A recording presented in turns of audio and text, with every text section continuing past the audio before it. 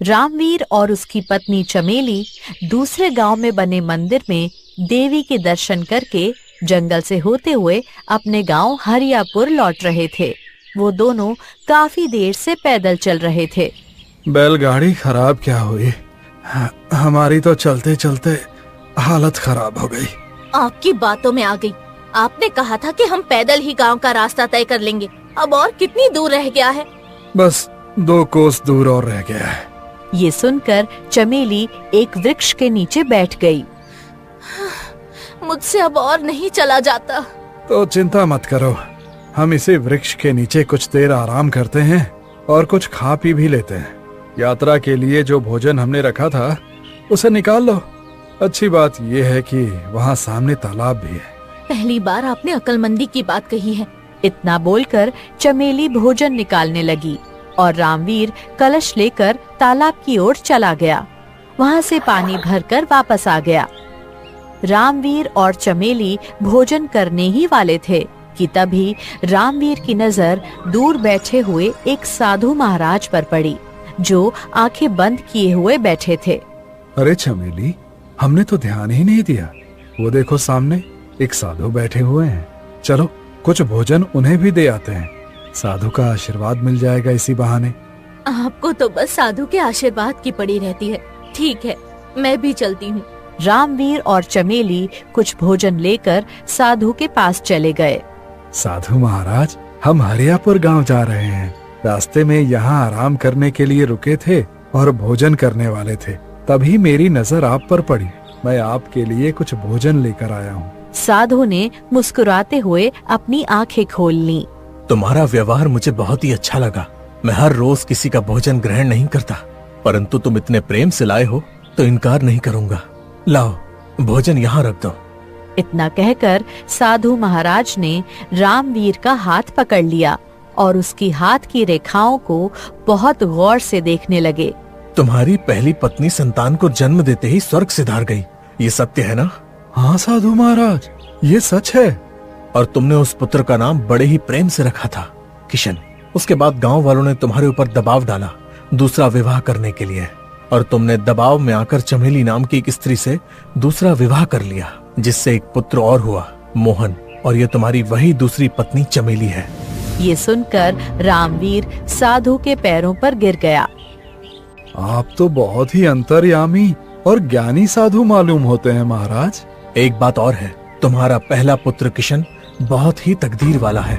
ये सुनकर रामवीर की पत्नी चमेली चौंक गई। उसे किशन की प्रशंसा बिल्कुल भी अच्छी नहीं लगी। क्या साधु महाराज, क्या तकदीर वाला है? मेरा पुत्र मोहन दिन भर खेत में काम करता है और किशन दिन भर जंगल में बैठकर बांसुरी बजाता रहता है। गांव में हर कोई उसके बारे में यही सोच रखता है, काम का न काज का, दुश्मन अनाज का। और आप कह रहे हैं कि वो तकदीर वाला है? जो सत्य है वही कह रहा हूँ, जो देख रहा हूँ वही बोल रहा हूँ। उसकी तकदीर कितनी बुलंद है, इस बात को एक दिन सारी दुनिया जान जाएगी।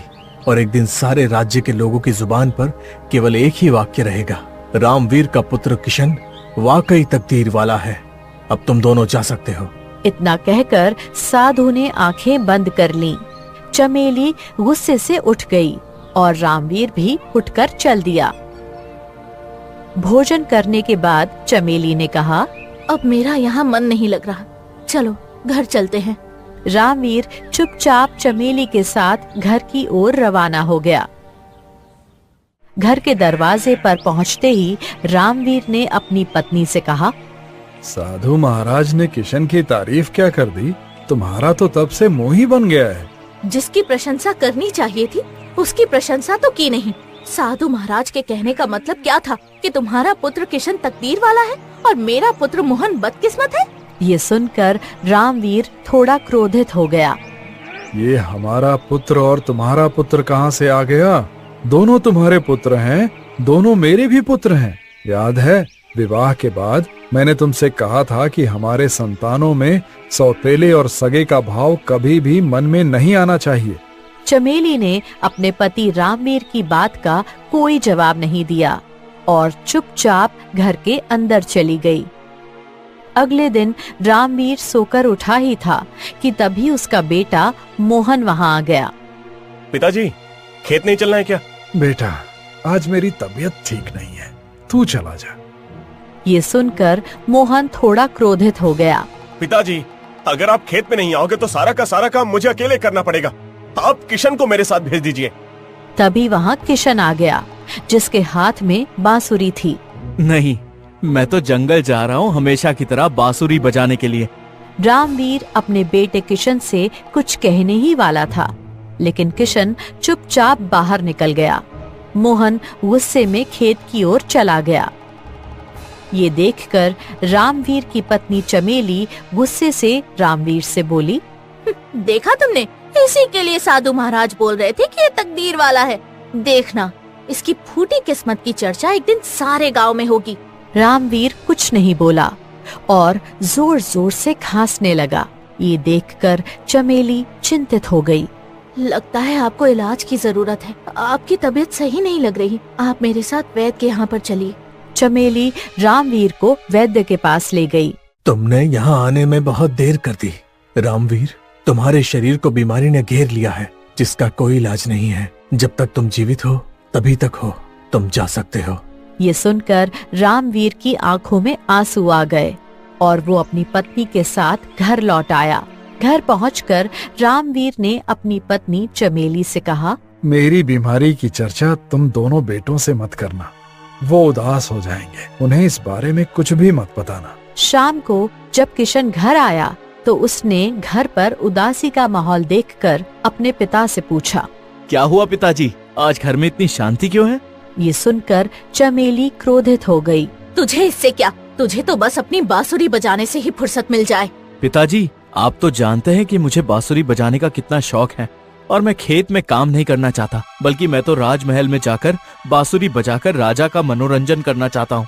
इसमें बहुत कमाई है। पिताजी, मैंने सुना है कि किसान महीने में जितना नहीं कमाता, उतना राजा का मनोरंजन करने वाला बांसुरी वादक एक दिन में कमा लेता है। बेटा, मैं तेरी कला की कद्र करता हूँ, परंतु वो तो तब होगा जब राजा तुझे अपने महल में नौकरी पर रखेंगे। राजमहल में जगह पाना इतना आसान नहीं होता। सबसे पहले मनुष्य को पेट भरने की जरूरत होती है। इसलिए मैं चाहता हूँ कि तू अपने भाई मोहन के साथ खेत पर काम कर और जब फुर्सत मिले तब अपनी बांसुरी की धुन पर भी ध्यान दे। पिताजी, मैं खेत में काम नहीं करूँगा। समय ऐसे ही बीतने लगा। चमेली, जो अंदर ही अंदर किशन से नफरत करती थी और जो उसे सौतेली माँ की नजर से देखती थी, उसकी सोच धीरे धीरे असर दिखाने लगी। एक दिन मोहन घर आया। घर पर क्या हो रहा है, तुम्हें ये जानने की सुध है या नहीं? क्या हुआ माँ? चमेली ने सारी घटना अपने बेटे मोहन को बताई। तुम्हारे पिताजी कुछ दिनों के मेहमान हैं। आपने मुझे पहले क्यों नहीं बताया? ज्यादा जज्बाती होने की जरूरत नहीं है। देखो, मैं चाहती हूँ कि तुम खेत पर पूरी तरह से अपना अधिकार जमा लो, क्योंकि तुम्हारे पिता पूरा प्रयास कर रहे हैं कि किशन भी तुम्हारे साथ खेत में काम करने लगे, और अगर ऐसा हुआ तो फिर खेत का आधा हिस्सा किशन को देना पड़ेगा। जैसी आपकी क्षमा। पर मोहन और चमेली नहीं जानते थे कि उनकी ये बातचीत चुपके से रामवीर सुन रहा था। शाम को जब किशन वापस आया तो उसने अपनी माँ से कहा, माँ, जल्दी से खाना लगा दो, मुझे बहुत जोरों की भूख लगी है। लेकिन चमेली ने उसकी बात को अनसुना कर दिया। किशन ने अपने आप थाली उठाई और उसमें से कुछ खाना निकालकर खाने लगा। तभी चमेली ने उसके हाथ से थाली छीन ली। पहले जाकर काम कर, उसके बाद खाना खाना।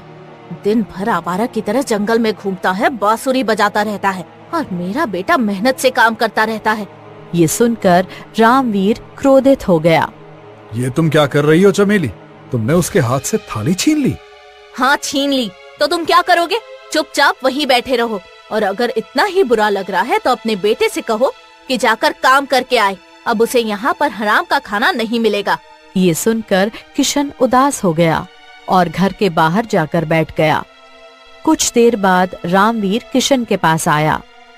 देख किशन, मैंने हमेशा कोशिश की है कि तुझे कभी अपनी माँ की कमी महसूस ना हो, पर अब मैं कुछ ही दिनों का मेहमान हूँ। मैं नहीं चाहता था कि ये बात तुझे पता लगे, पर चमेली का बदला हुआ व्यवहार उसने मुझे विचलित कर दिया है। मुझे डर है कि मेरे जाने के बाद कहीं वो तुझे घर से बाहर ना निकाल दे। ये आप क्या कह रहे हैं पिताजी? रामवीर ने अपनी बीमारी की सारी घटना बताई। देख बेटा, मैं चाहता हूँ कि तू खेत में काम कर। कल जो अगर मैं चला गया तो चमेली को तुझे बदनाम करने का मौका नहीं मिलेगा। चमेली और तेरे भाई की नजर खेत पर है और वो तुझे फूटी कौड़ी नहीं देना चाहते। क्या ये सच है? हाँ, मैंने चमेली और मोहन के बीच की बातचीत सुनी है। ये सुनकर किशन रो पड़ा। जैसी आपकी आज्ञा पिताजी, मैं कल से ही खेत में काम करूंगा। मगर शायद किस्मत को कुछ और ही मंजूर था। सुबह रामवीर हमेशा के लिए संसार छोड़कर चला गया। रामवीर को देखकर किशन फूट फूट कर रोने लगा। गांव के लोग इकट्ठा हुए और थोड़ी देर बाद रामवीर का अंतिम संस्कार कर दिया गया। कुछ दिन ऐसे ही बीत गए। एक दिन मोहन खेत में काम कर रहा था कि तभी वहाँ किशन आ गया। आज से मैं भी खेत में काम करूंगा। मोहन ने तुरंत किशन को धक्का दिया। निकल जा यहाँ से, ये खेत मेरा है। मैं इस पर अब तक मेहनत कर रहा हूँ। जैसे ही पिताजी संसार छोड़कर गए, खेत पर अधिकार जताने चला आया। ये सुनकर किशन की आंखों में आंसू आ गए। नहीं छोटे भाई, ऐसी कोई बात नहीं। मैं तो खेत में केवल इस वजह से काम करने के लिए आया था कि मैं नहीं चाहता कि माँ मुझसे कहे कि मैं मुफ्त की रोटियां तोड़ रहा हूँ। ना ही मैं खेत में कोई अपना अधिकार मांग रहा हूँ। पिताजी ने मुझसे कहा था कि मैं खेत में काम करूँ और मैंने उन्हें वचन भी दिया था, परंतु शायद किस्मत को कुछ और ही मंजूर था। मगर मोहन ने किशन की एक बात नहीं मानी और उसे खेत के अंदर घुसने नहीं दिया। थक हार कर किशन घर आ गया, मगर घर के बाहर अपना सामान पड़ा हुआ देखकर वो चौंक गया। अब तेरे लिए इस घर में कुछ नहीं है। जो कुछ भी है मेरे बेटे का है और मेरा है। दफा हो जाए यहाँ से। किशन की आंखों में आंसू आ गए। माँ, तुम मेरी सौतेली माँ हो, लेकिन मैंने तुम्हें अपनी माँ समझा है। तुम मुझे अगर खाना नहीं देना चाहती तो मत देना, लेकिन मुझे इस घर से मत निकालो माँ, क्योंकि इस घर से मेरे पिताजी की यादें जुड़ी हुई हैं। ये जज्बाती बातें करके तुझे लगता है कि तू मुझे पिघला देगा, तो तेरी गलतफहमी है। निकल जा यहाँ से। किशन बहुत विनती करता रहा, लेकिन चमेली का दिल नहीं पसीजा।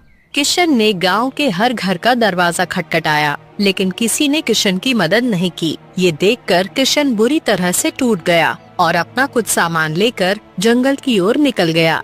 किशन एक तालाब के किनारे बैठ गया। अब मुझे उस गांव में नहीं रहना जहां मेरी कोई कदर नहीं। किशन ने उसी तालाब के सामने एक झोपड़ी बनाई और वहीं रहने लगा।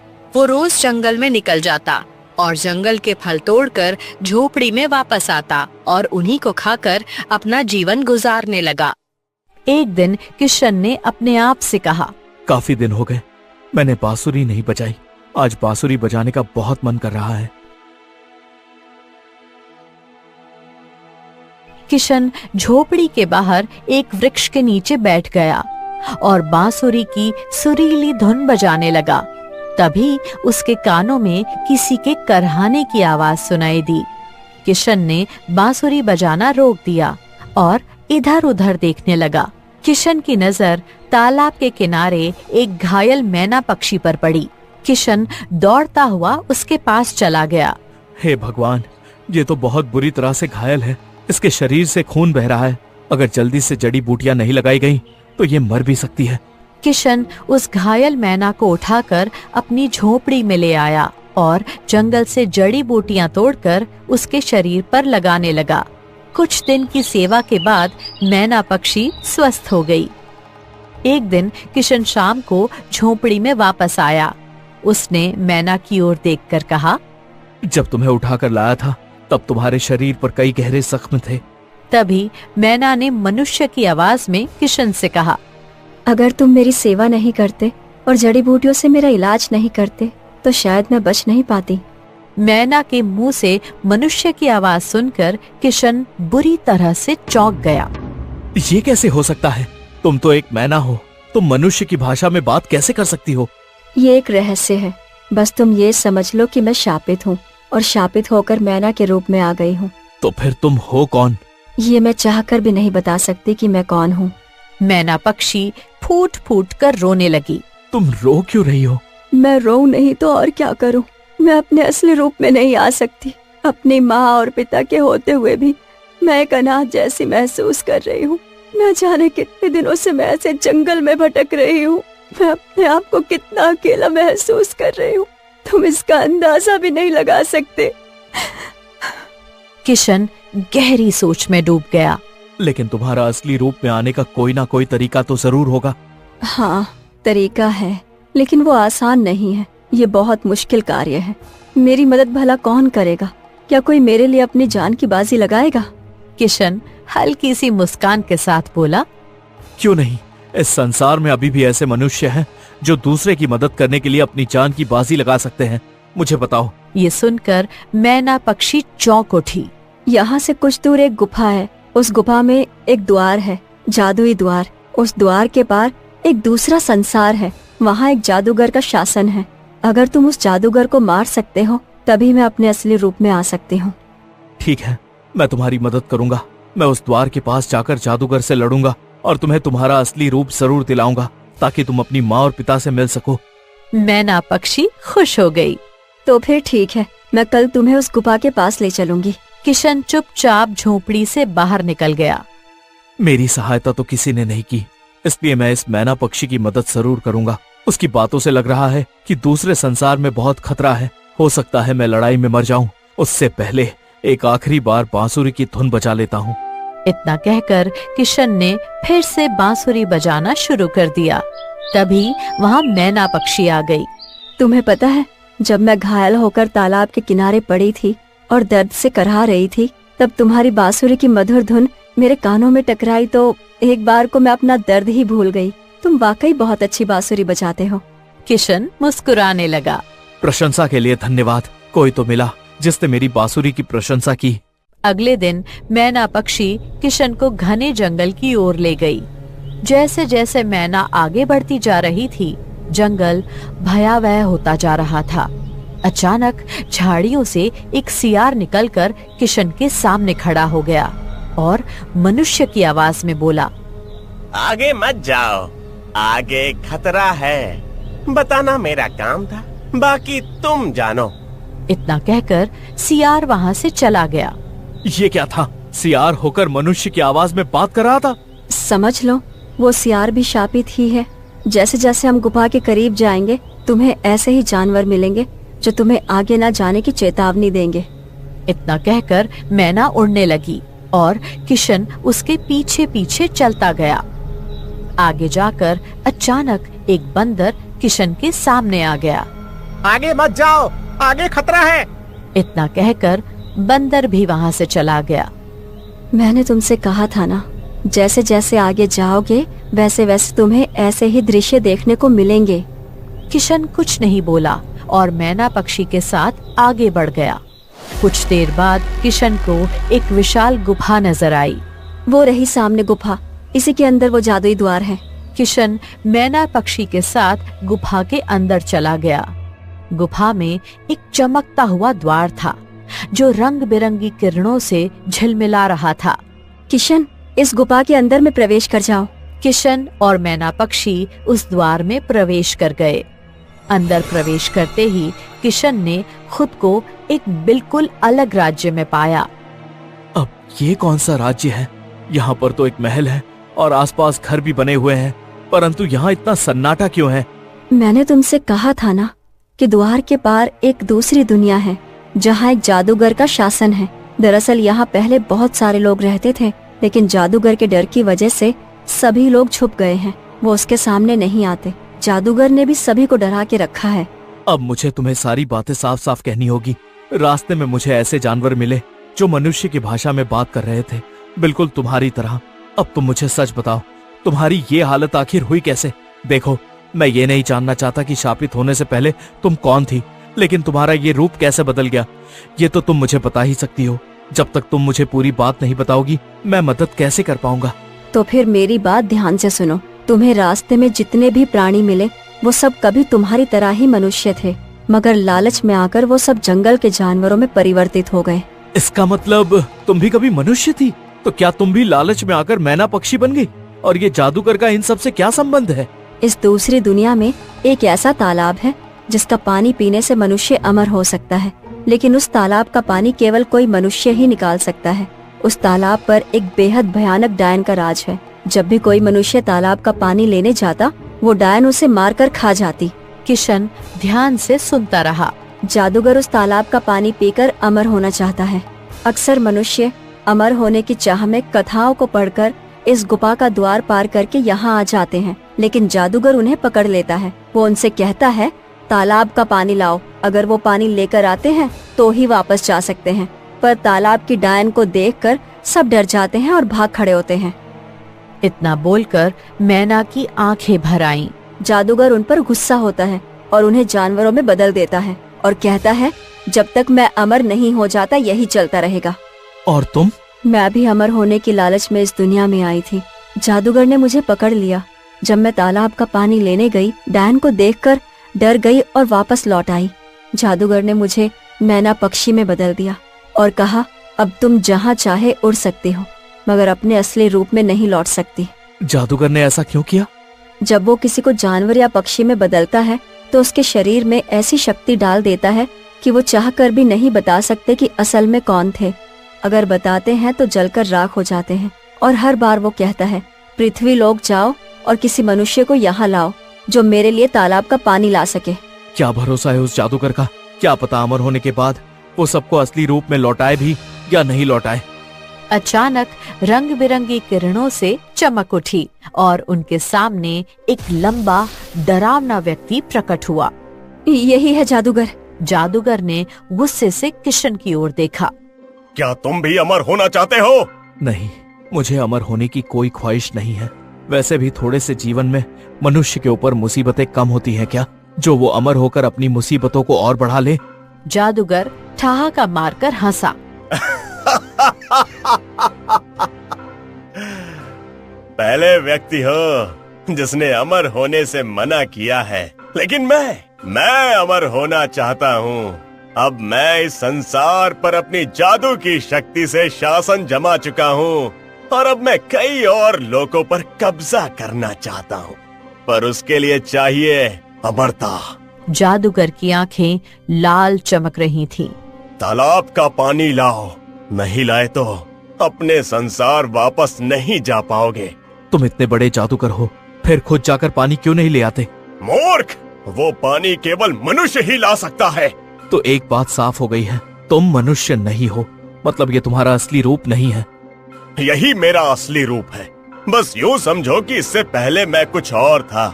अब ज्यादा दिमाग मत चलाओ, जल्दी जाओ, तालाब का पानी लेकर आओ। मैं महल में तुम्हारा इंतजार कर रहा हूँ। इतना कहकर जादूगर रंग बिरंगी किरणों में गायब हो गया। चलो, मैं तालाब का रास्ता जानती हूँ। मैना पक्षी किशन को लेकर एक रहस्यमयी तालाब के किनारे पहुँच गई। तालाब पर घना कोहरा छाया हुआ था। ऐसा लग रहा था मानो उसमें सदियों का राज छिपा हो। किशन ने इधर उधर नजर दौड़ाई, तभी उसकी नजर जमीन पर पड़े एक छोटे से कलश पर पड़ी। उसने कलश उठाया और तालाब में डुबो दिया। अचानक तालाब से घना धुआं उठा और उसी धुएं में से एक भयानक डरावनी डायन प्रकट हो गई। मैं इस तालाब की रक्षक हूँ। आज तक किसी भी मनुष्य की हिम्मत नहीं हुई कि इस तालाब में कलश डाले। फिर तूने ये कैसे सोच लिया कि तू उस जल को ले पाएगा जिसे पीकर अमर हुआ जा सकता है? मैं ये जल अपने लिए नहीं ले रहा, बल्कि जादूगर के लिए ले रहा हूँ। क्या तू उस जादूगर का गुलाम है जो उसकी खातिर अपनी जान देने के लिए तैयार हो गया? नहीं, मैं ये जल जादूगर के लिए नहीं, बल्कि इस मैना पक्षी के लिए और उन तमाम जानवरों के लिए लाना चाहता हूँ जो किसी समय में मनुष्य थे, जो केवल इसलिए जानवर और पक्षी बन गए क्योंकि वो इस तालाब का पानी जादूगर को नहीं दे पाए। डायन ठहाका मारकर हंस पड़ी। मूर्ख, तू क्या समझता है मैं ये सब नहीं जानती? जिन मनुष्यों की तू बात कर रहा है वो सब लालच से भरे हुए थे। वो इस लोक में सिर्फ अमर होने के लिए आए थे। उन्हें उनके कर्मों की सजा मिली है। जानता हूँ, पर उन्हें अपनी गलती का पश्चाताप भी है। ठीक है, मैं डायन हूँ और डायन का एक स्वभाव होता है, उसे कभी शांति नहीं मिलती। अगर तू मेरे मन को शांति दिला सके तभी मैं इस तालाब का पानी तुझे लेने दूंगी, वरना या तो मैं तुझे यहीं मार दूंगी या वो जादूगर तुझे भी किसी जानवर में बदल देगा। किशन ने कुछ पल सोचा, फिर बांसुरी उठाकर बजाने लगा। धीरे धीरे बांसुरी की मधुर धुन जंगल में गूंजने लगी। डायन की आंखों से आंसू टपक पड़े। पहली बार मेरे मन को शांति मिली है। तू इस तालाब का पानी ले जा सकता है, लेकिन सोच ले, अगर तू इसे जादूगर को पिला देगा तो वो अमर हो जाएगा। आज उसने इस लोक पर कब्जा किया है, कल वो तेरे पृथ्वी लोक पर भी आएगा। तो फिर तुम बताओ, मैं क्या करूं? इस तालाब की खासियत ये है कि जो इसका पानी पी ले वो अमर हो जाता है, लेकिन अगर यही जल राक्षस या जादूगर के ऊपर फेंका जाए तो वो राख हो जाएगा। कैसी अजीब पहेली है ये। अगर पानी किसी ऐसे मनुष्य के हाथ से फेंका जाए जिसके मन में लालच ना हो तो जादूगर या राक्षस जलकर भस्म हो जाएगा। और मैं जानती हूँ तुम्हारे मन में कोई लालच नहीं है। इतना बोलकर डायन रंगीन धुएं में गायब हो गई। किशन ने कलश पे पानी भरा और मैना पक्षी के साथ महल लौट आया। महल में जादूगर की आंखें चमक उठी। तुमने तो कमाल कर दिया। जल्दी से कलश मुझे दे दो ताकि मैं अमर हो जाऊं। अमर? तुम्हारे सपनों में भी नहीं। इतना कहकर किशन ने कलश का जल जादूगर पर फेंक दिया। जादूगर की चीख गूंज उठी। उसका शरीर जलने लगा। वो अपने असली रूप एक भयानक राक्षस में बदल गया और राख होकर गिर पड़ा। जादूगर के खत्म होते ही मैना पक्षी रंग बिरंगी किरणों में घिरी और एक सुंदर राजकुमारी में बदल गई। तुम राजकुमारी चंद्रलेखा हो ना, हमारे राज्य के राजा विक्रम की पुत्री? हाँ, अमर होने के लालच में मैं गुफा तक पहुंची और यहाँ आकर फंस गई। जादूगर ने मुझे मैना पक्षी में बदल दिया, लेकिन तुमने मुझे शाप से मुक्त कर दिया। उसी क्षण जंगल में जितने भी जानवर और पक्षी थे सभी अपने असली रूप में लौट आए। चंद्रलेखा किशन को लेकर अपने महल पहुंच गई। राजा विक्रम अपनी पुत्री को देखकर फूट फूट कर रो पड़े। हमें तो उम्मीद ही नहीं थी कि तुम कभी लौटोगी। चंद्रलेखा ने सारी घटना अपने पिता को बताई। राजा विक्रम किशन से बोले, तुमने जो महान कार्य किया है वो कोई साधारण युवक नहीं कर सकता। मैं अपनी पुत्री का विवाह तुमसे करूंगा और विवाह के उपरांत तुम्हें इस राज्य का राजा घोषित करूंगा। कुछ ही दिनों बाद किशन और चंद्रलेखा का विवाह धूमधाम से हो गया। किशन राजा घोषित हो गया। कुछ दिनों बाद किशन अपनी पत्नी चंद्रलेखा और सैनिकों के साथ अपने गांव लौटा। किशन को राजा बना देखकर उसका भाई मोहन और सौतेली माँ चमेली दंग रह गए। मैं यहाँ सिर्फ ये कहने आया हूँ, मेरे मन में तुम्हारे लिए कोई गुस्सा नहीं है। अगर तुमने मुझे अपमानित करके गांव से नहीं निकाला होता तो शायद मैं इस मुकाम तक कभी नहीं पहुँच पाता। किशन अपनी पत्नी के साथ महल लौट गया। एक साधारण युवक जो अपने गांव से अपमानित होकर निकला था, तकदीर ने उसे राजा बना दिया। साधु ने सच कहा कि किशन एक तकदीर वाला है।